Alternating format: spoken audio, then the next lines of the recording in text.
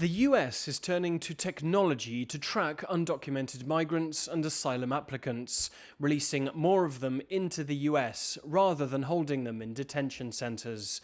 Known as the ATD program for Alternative to Detention, migrants in the system must check in at an ICE field office every 6 months.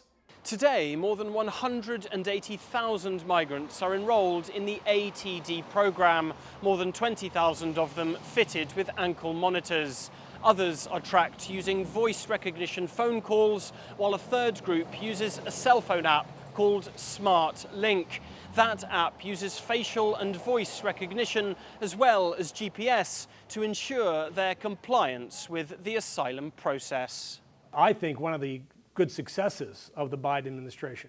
Charles Cook is a former president of the American Immigration Lawyers Association. He sees the use of technology to monitor asylum applicants as a step in the right direction. The beds were full under the Trump administration. Every detention bed and more were being held immigrants all around the United States. The Biden administration thought, and I think this is wise, that it's cheaper, one, to release people and monitor them than to keep them detained in detention centers.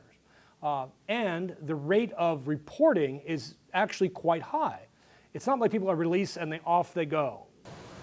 While many immigration advocates support the use of electronic monitoring and cite high compliance rates, they acknowledge the technology does come with a downside as well.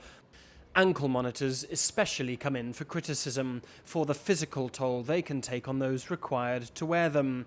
We think Adelina Nichols, executive director of the Georgia Latino Alliance for Human Rights, says there's also a psychological cost. You are trapped with this monitor at your house, and the stigma.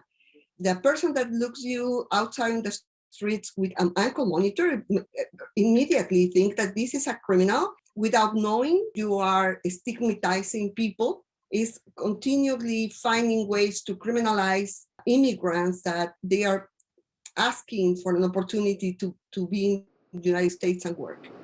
As the US turns more to technology to track asylum applicants, government officials will no doubt be tracking its impact and effectiveness in the wider and often chaotic immigration landscape. Alasdair, Baverstock, CGTN, Atlanta, Georgia.